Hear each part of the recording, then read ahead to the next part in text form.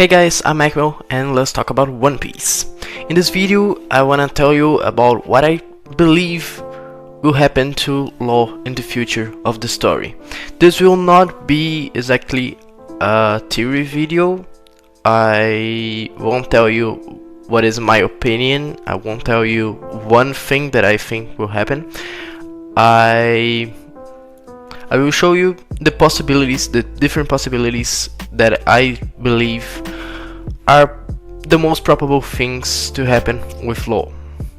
So, the problem with Law is that from Punk Hazard until Wano, his character arc has been defeating Doflamingo and defeating Kaido.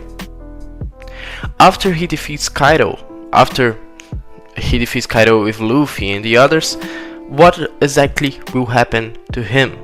Because basically his purpose in the story will end right there.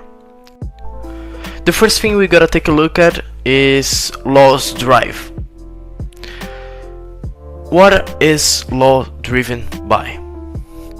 First off, one thing that has already been resolved, his revenge from Doflamingo. As I said, this has already been resolved. This isn't anymore a drive for him.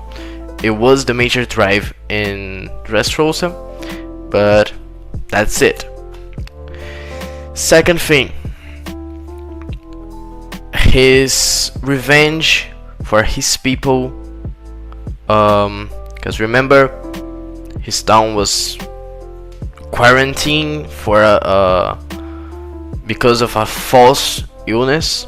It was actually poison, and the world government knew this, knew it was only poison, and yet they decided to just quarantine the city and make everyone die. Law wants to get revenge for this on the world government. And then last, his inherited will. From who did Law inherit his will? Corazon. But what exactly was Corazon's will? There are actually two ways that you can look at this. The first one is a theory that I first thought about because of Randy Troy. He has a great video on this theory about Law being actually an undercover marine and working with Sword. Of course, Rocinante or Corazon was an undercover marine, so this is one of the evidences, one of the major evidences for Law possibly working with Sword. And what exactly would that imply? What would Law working with Sword imply for his future? Sword,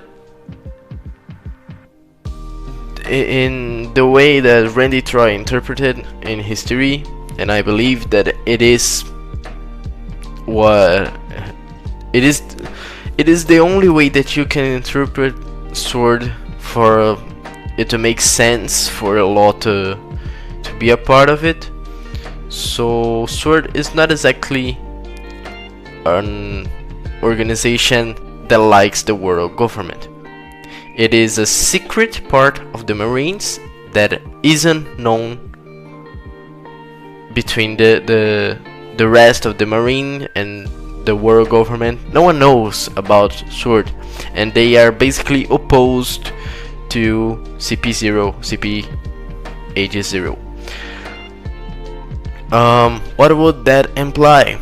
He would probably be one of the Marine allies for the Straw Hats in the end of the war, in the final war, in the end of One Piece, because probably Kobe, Smoker, X-Drake, possibly.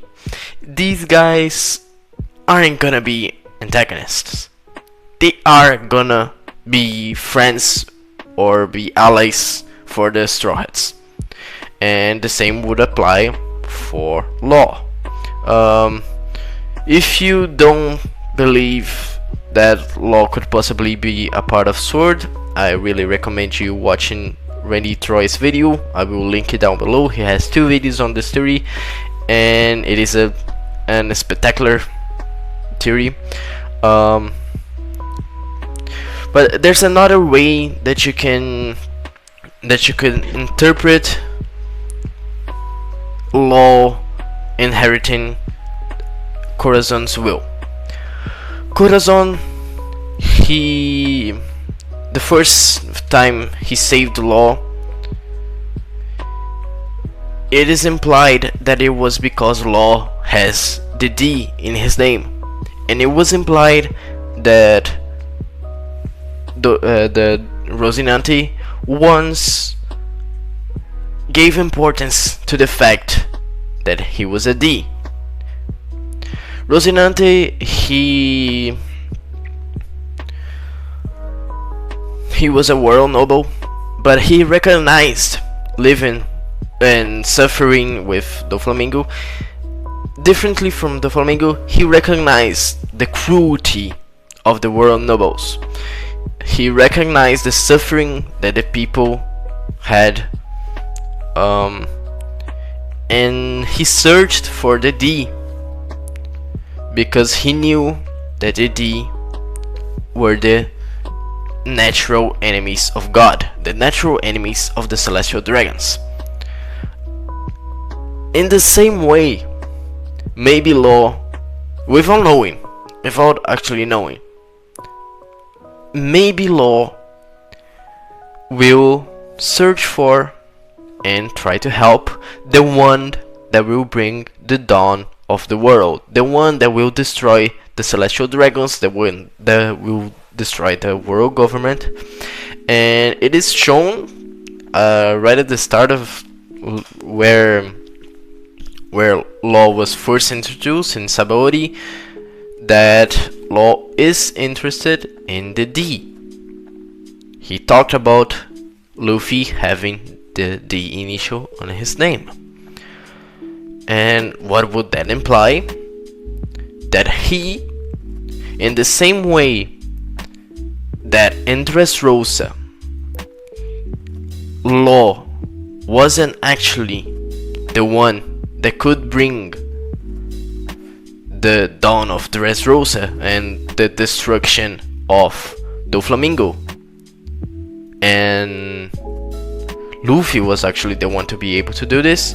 In the same way that this happened, Law could recognize that he wasn't the one to bring around the destruction of the world government. This connects to the revenge of his people, as I talked about earlier.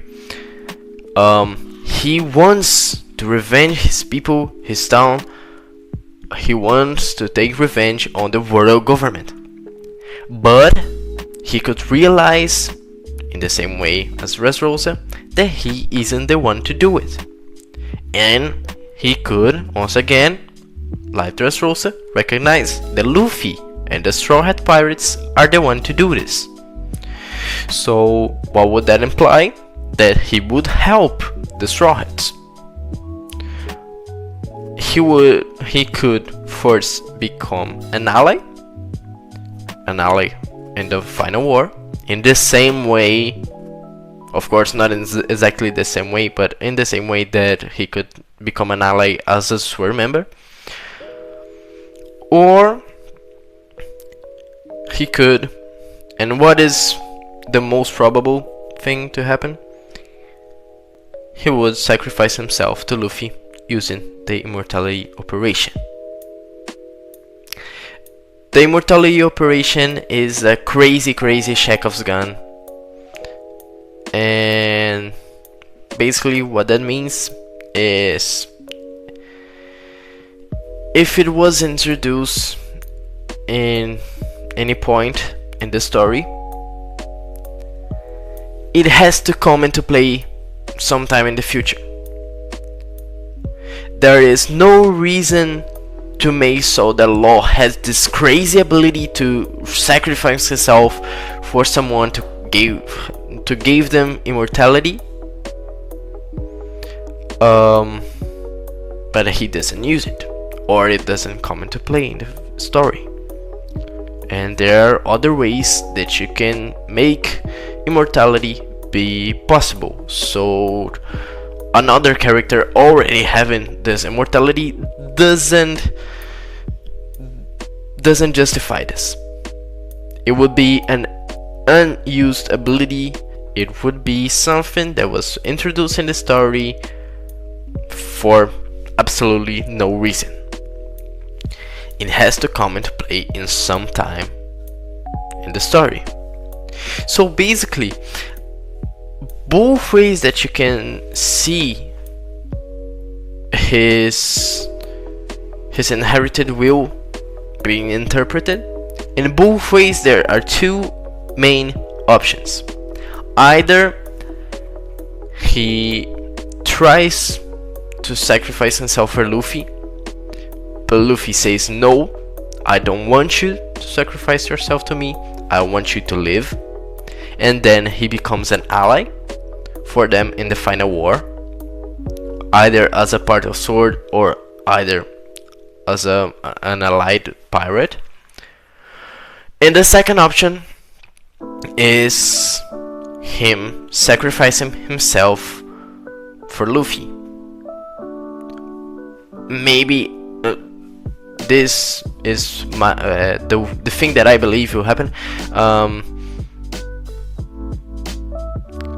At the end of Wano, where, as I talked earlier, his character arc, his first character arc would end, and maybe Luffy would be grievously injured, and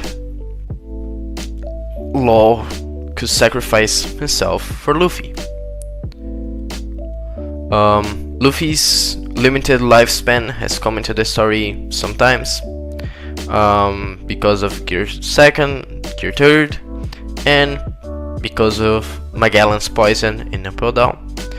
His lifespan has been shortened a lot of times, and it has to come into play sometime in the story. And what is the thing that gives eternal lifespan for a person? Exactly, the immortality operation from Law. So basically, these are the two options that I believe are the possible things that could happen with Law. If I missed something, if you think that there's another option that is possible for this character, it's not like a random theory that will never happen. If you think I missed something, tell me in the comments below. Maybe I do a part 2 covering other theories that are possible too.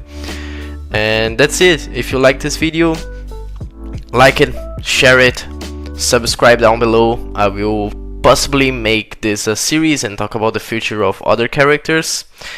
And yeah, that's it. Thanks for watching.